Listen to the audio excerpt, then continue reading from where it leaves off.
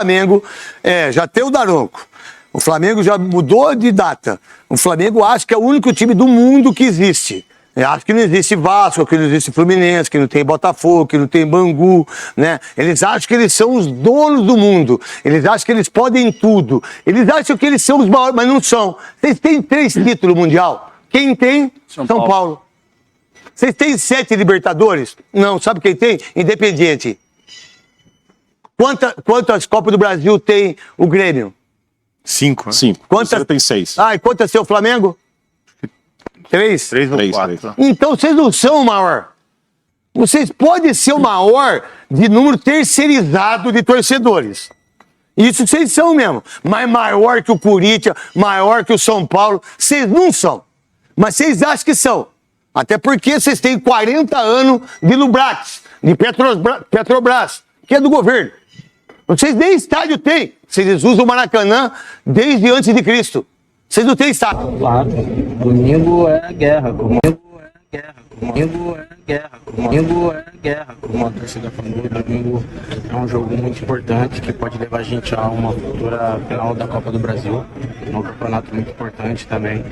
Vamos fazer isso. E vamos jogar de igual para igual com o Flamengo. A gente mostrou lá no Maracanã que a gente é capaz. Então, no domingo a gente vai entrar para ganhar e para se classificar. Foi o time que me abriu as portas para o futebol brasileiro da Série A, mas hoje meu foco é 100% no Corinthians e é isso que importa para mim.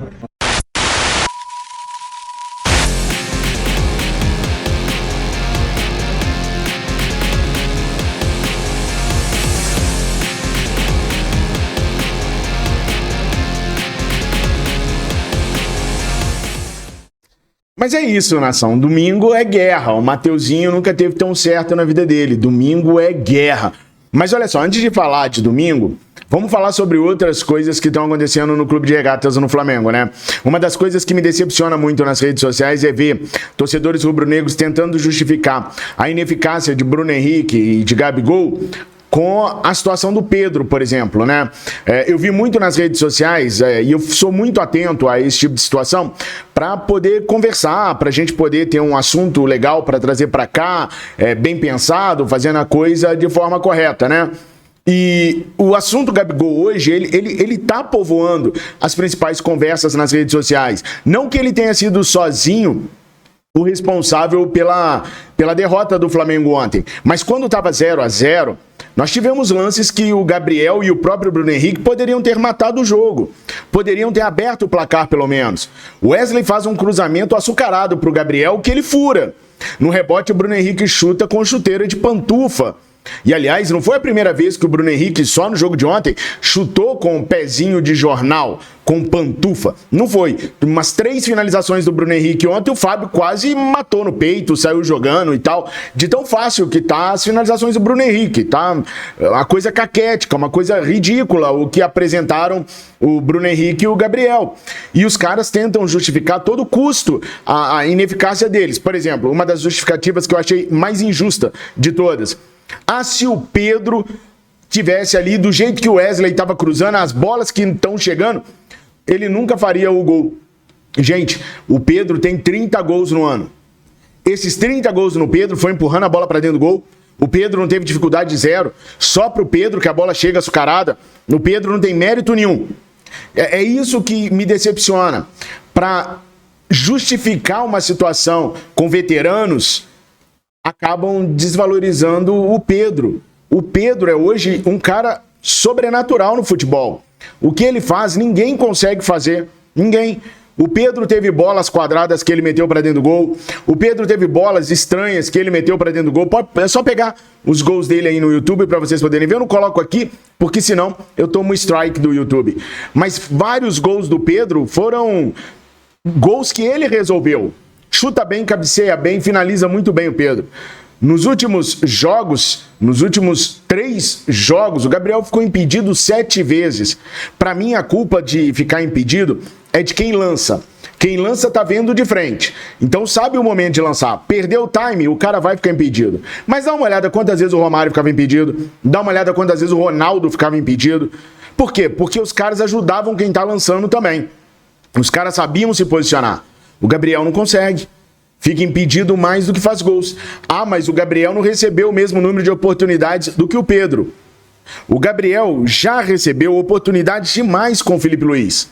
De 270 minutos, ele jogou 240.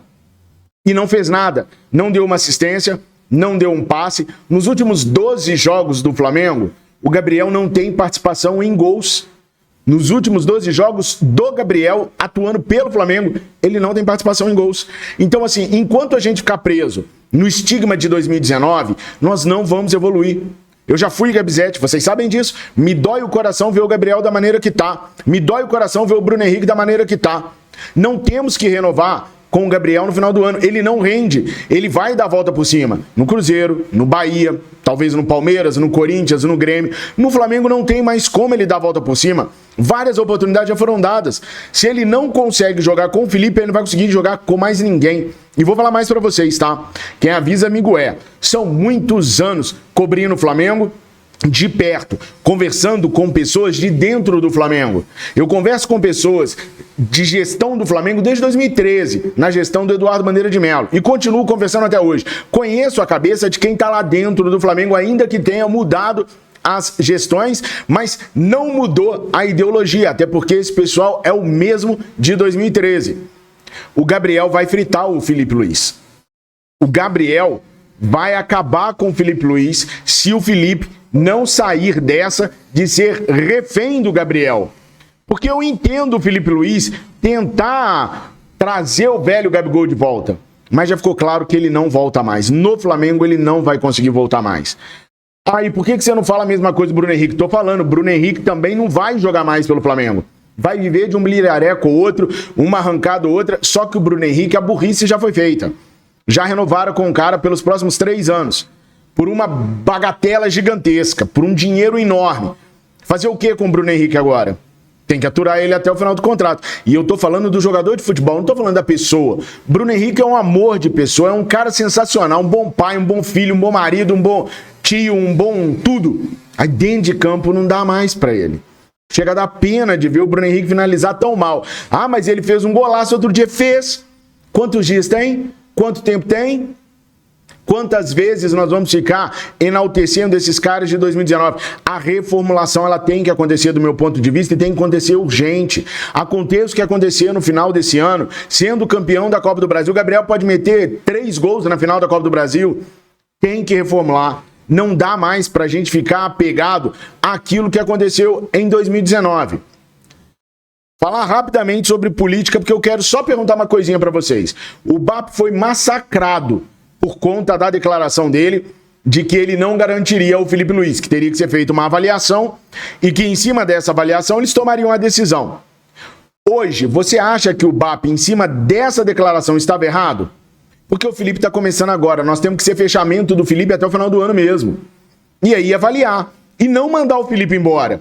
Se o Felipe não tiver condições, se o trabalho não for aquilo do esperado, aí a situação tem que tomar a seguinte decisão. O elenco não estava legal, o elenco estava desequilibrado, vamos dar para o Felipe Luiz mais uma temporada. Ok, sou favorável. Agora, se olharem e verem que o Felipe cometeu vários erros, ele, Felipe, como cometeu ontem, por exemplo, aí é questão de falar, Felipe, volta para a base, treina mais, patrão, e depois você volta para ser o nosso treinador, porque condições ele tem para ser o treinador do Flamengo. Vai faltar experiência com dia a dia, e de repente lá na base ele possa conseguir essa experiência para depois reassumir novamente. O fato é que, para mim, o trabalho tem que ser avaliado sim, o trabalho do Felipe tem que ser avaliado sim. Agora, pergunto para vocês, é o Spindle que vai avaliar o trabalho do Felipe Luiz? É o Spindle que vai ver se o Felipe Luiz errou, se foi o jogador que errou? Porque o Spindle tá no Flamengo desde 2013, Bruno Spindle. Mas ele tá no Flamengo desde 2013, mas a carreira dele toda dentro do Flamengo foi na diretoria de marketing. Trabalhava com o BAP na diretoria de marketing. Ele, como diretor executivo de futebol, ele é um 0 à esquerda. Eu sempre falei pra vocês, o Bruno Spindle é muito bom em redigir contratos, em negociar com jogadores, em fazer cláusulas contratuais. Mas quando tem reunião no Ninho, os caras nem convidam o Bruno Spindle, velho. Quantas e quantas vezes eu já falei que o Rodolfo Landim chegou lá, fez reunião e o Spindle teve que sair correndo porque ninguém falou com ele na sala dele que teria reunião. Não é voz ouvível lá dentro do Ninho do Urubu. É ele que vai ficar comandando no ano que vem? É ele que vai avaliar se o Felipe merece ou não merece ficar? E isso é uma pergunta, pessoal, que vocês têm que pensar que se o Dunche ganhar, o Bruno vai estar lá. Se o BAP ganhar, muito provavelmente o Bruno vai estar lá também. Porque o Bruno, durante muitos anos, foi braço direito do BAP. O Bruno foi colocado no futebol do Flamengo porque o BAP queria ter olhos lá. Aí depois ele se enturmou com o Marcos Braz e tudo mais e teve um distanciamento do BAP. O que não quer dizer que houve um rompimento com o BAP. A figura do Bruno Spindel é importantíssima no contexto todo do departamento de futebol do Flamengo. Se bate muito no Marcos Braz. E outra, parem com esse negócio que o Marcos Braz vai sair, porque ele não vai. Ele vai estar no conselho deliberativo. Ele vai estar no conselho administrativo. Ah, ele não vai estar no dia a dia do futebol. Gente, para. O cara tá lá desde 2019. Vocês acham mesmo que ele não tem tamanho, não tem poder para que, se a gestão continuar, ele ir lá e dar os pitacos dele? Você acha que os caras não vão pedir pinico para ele? Diogo Lemos, por exemplo, que é um cara que eu sempre falei para vocês que o cara tem ideias boas, vem sendo preparado para estar nessa função de vice-presidente de futebol do Flamengo. Chute meu, acredito que ele será o vice-presidente de futebol do Flamengo se o Dunche ganhar. Fez muitos cursos, tem um excelente relacionamento com todos os clubes da América do Sul, visitou todos eles nos últimos anos e fez uma pancada de cursos da CBF, até cursos da UEFA também. Mas o guru dele é o Marcos Braz, reconhecido por ele. Quantas e quantas vezes vocês acham que ele vai lá pedir pinico pro Marcos Braz no ano que vem? Então a gente tem que pensar muito bem na reformulação do futebol do Flamengo. Conversando hoje pela manhã com o dirigente rubro-negro, ele me disse o seguinte: não dava para trazer o centroavante, Fabrício. Não dava. O salário do Gabriel é alto demais. Não tem espaço na folha de pagamento pra gente trazer o centroavante. Eu falei, tá, mas e aí quando o Pedro machucou? Quando o Pedro machucou, a explicação me dada foi a seguinte: quando o Pedro machucou, a janela já estava fechada. Daí os caras só poderiam procurar jogadores sem contrato. A maioria dos jogadores sem contrato eram caros e estavam inativos há muito tempo. Era um risco muito grande que poderia manchar a política do Flamengo lá embaixo. Poderia respingar na campanha do Dunche. Então, por medo de algo respingar na campanha do Dunche, não tentaram nenhum desses centroavantes que vocês ficaram aqui no canal falando, para trazer para o Flamengo, porque o risco era alto. Encheram o time de pontas. Aí, quando o Real Madrid perdeu o Benzema, que é o Pedro deles, quem é Benzema para ser Pedro? Mas enfim, que era o Pedro deles, o que o Ancelotti fez? Montou um ataque com 3 jogadores com falso 9. Muitas vezes o Vinícius Júnior fazia o falso 9 ali. Por que o Flamengo é obrigado a colocar Gabriel e Carlinhos? Por que o Felipe não resolve isso com 3 jogadores ali na frente? Por que não dá mais liberdade pro Arrascaeta poder jogar ali na frente, né? Podendo fazer o tal do falso 9, colocando por trás ali Gerson, Alcaraz e Nicolás de la Cruz, formando um meio de campo mais forte. São concepções de futebol. Ah, Fabrício, mas o Flamengo não tem o Vinícius Júnior. Ok, e aqui também não é a Europa. O que a gente tem talvez seja o suficiente pra gente poder jogar. Então tem que ser criativo, gente, pra montar o Flamengo nesse momento. O ano ainda não acabou. Eu tenho muita esperança na Copa do Brasil, muita mesmo. O palhaço que eu coloquei primeiro no vídeo, o Neto, esse cara não pode ter um minuto de sossego quando for jogar conosco. Esse cara não pode falar do Flamengo como vem falando. Cara, torcida terceirizado tem que me segurar muito pra não falar palavrão, saca? A gente não pode deixar o mal vencer. Não é possível que os jogadores não vão ter brio, não vão ter vontade. Já com o Mateuzinho, pra mim, é a situação totalmente normal, totalmente tranquilo, tá? O Gabriel, quando na Copa do Brasil contra o Atlético Mineiro, falou que aqui ia ser um inferno, rubro-negro. Então, normal ele falar que o clima vai ser hostil, é normal o Mateuzinho falar o que fala. Pra mim, normal, coisa de jogo, tem que ter isso. Agora, o que o Neto fala no programa dele é triste, aquilo me ofende, aquilo lá me ofende. E eu não assisto essa porcaria, não. Só que eu recebi essa porqueira desse vídeo hoje umas 300 vezes no WhatsApp. Não me mandem, cara. Não me mandem, eu não quero saber desses caras. Mas já que vocês gostam, já que vocês querem escutar esses caras, respondam à altura, pô. Respondam à altura. Tem orgulho de ser rubro-negro. Terceirizado é a... sabe? Não pode. A gente não pode chegar lá domingo e não ganhar esse jogo do Corinthians. O Mateuzinho disse que provou aqui no Maracanã que eles podem jogar de igual para igual. E perderam de 1-0. Imagina se eles não tivessem jogado bem. Jogaram bem do jeito que o Matheus falou, eles fizeram o melhor jogo da vida e tomaram de 1-0 aqui. Imagina se não tivessem jogado. A gente não pode esmoecer, a gente não pode abandonar o time agora. Sim, eu tô muito chateado com o desempenho do Bruno Henrique, muito chateado com o desempenho do Felipe Luiz, muito chateado com o desempenho do Gabigol, muito chateado com o Alan Araújo, tô muito chateado com o Léo Pereira, tô muito chateado com o Ayrton Lucas, mas isso aqui é Flamengo, caraca. Não é agora, não tem a hora de abandonar, não é agora, não. Aliás, a hora de abandonar é nunca. A hora agora é de pegar esse time pelo cabresco, ir nas redes sociais desses jogadores e mandar eles jogarem por nós. Aquele mosaico lindo e maravilhoso. Jogai por nós, não foi isso que a gente colocou lá no Maracanã? Tá na hora de fazer isso de novo, gente. Daqui a 2 dias nós vamos estar entrando lá em Itaquera para provar o brio que a gente tem, o orgulho que a gente tem de ser rubro-negro. Só que a gente não entra em campo, mas a gente pode fazer o possível e o impossível nas redes sociais para esses caras entenderem que nós estamos aqui. Ah, Fabrício, nós fizemos isso lá na Libertadores, levamos os caras no aeroporto, fizemos o Aeroflá. Talvez a hora não seja de Aeroflá. Talvez a hora peça uma cobrança mais firme, mais rígida nas redes sociais. Para eles lembrarem que nós estamos aqui. Para eles lembrarem que não é tudo um oba-oba. Que a gente tem raiva, que a gente sofre, que a gente é triste, que a gente chora por esse time. Tá na hora desses caras entenderem que ser rubro-negro é a melhor coisa do mundo, mas que a gente sofre, que a gente sangra, que a gente fica sem dormir com esse time. Tudo muda na nossa vida quando esse time perde, quando esse time não dá a resposta que a gente quer. Pelo amor de Deus, invadam as redes sociais de jogadores e cobrem postura. Cobrem que eles honrem o manto que eles estão vestindo. E com relação ao Rodrigo Dunches de Abranches, ao BAP, ao Valim Vasconcelos, ao Maurício Gomes de Matos, todos eles têm redes sociais. É invadir as redes sociais deles e pedir uma reformulação. Desculpa, Davi Luiz, obrigado por tudo, mas não pode ficar não, senhor. Desculpa, Bruno Henrique, obrigado por tudo. Tem que te emprestar, velho. No Flamengo tu não pode ficar, não. Tá ocupando espaço de gente que merece mais. Desculpa, Alan. Esperava uma boa, um bom desempenho, mas não dá mais, não. Tchau. Ayrton Lucas, Matias Vinha chegando, irmão, você tem que ser emprestado, vendido, não dá também mais não. Léo Pereira, também não dá mais não. Displicente, descompromissado, perdido no jogo, não dá, não tem como. Varela, Wesley, se juntar os dois não dá um, não dá pra ter também não. Aliás, pessoal, informaçãozinha pra vocês aí que tá na capa, tá?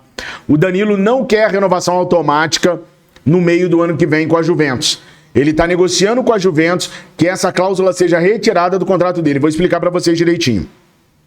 O Danilo tem uma cláusula no contrato dele que se ele cumprir 50% dos jogos de junho desse ano até junho do ano que vem, o contrato dele é renovado automaticamente com a Juventus. Isso seria uma boa para o jogador da idade dele, né? Ele não quer. Ele, Danilo, não quer. Ele pediu para que essa cláusula fosse retirada e ao término da temporada, ele, Danilo e a Juventus sentassem para ver o que é melhor para os dois. Que ele não tivesse a obrigação de ficar na Juventus mais um ano. O Danilo é um jogador que foi muito olhado pelo Flamengo, por essa gestão do Flamengo. É uma indicação do Brás para o Rodrigo Dunches de Abranches e é um jogador que o Flamengo quer no Flamengo para o ano que vem. Essa gestão do Dunches. Aí eu pergunto para vocês, o Danilo poderia resolver os nossos problemas na lateral direita? É o cara para resolver a nossa lateral direita? Se não é, quem seria? A reformulação tem que ser feita, pessoal. O Gabriel não pode ter o contrato renovado. Obrigado, Gabriel. Quase te tatuei no braço, irmão. Quase. Obrigado por tudo que você fez, por todos os títulos que você nos ajudou a ganhar. Tchau. Carlinhos, velho, tá na hora de você procurar emprego em outro canto. No Flamengo não dá. É muito grande pro Carlinhos. Não dá. Qualquer menino da base joga mais do que o Carlinhos. É impressionante. Gente boa, gente fina, família maravilhosa. Deus abençoe a todos eles, que eles tenham sorte fora do Flamengo. Não dá. A pedida tem que ser por reformulação. Não é nem só o Gabigol, não é nem só o Alan, não é nem só o Bruno Henrique, é todo mundo. A primeira coisa que a gente tem que fazer, torcedores rubro-negros como eu sou, é desapegar de 2019. E aí, a gente ainda tem mais um problema, porque onde o Flamengo era forte, agora não é mais. No departamento jurídico do Flamengo. O Flamengo hoje tomou uma sapecada do STJD e o Carlos Alcaraz tomou 4 jogos de suspensão no artigo 254-A.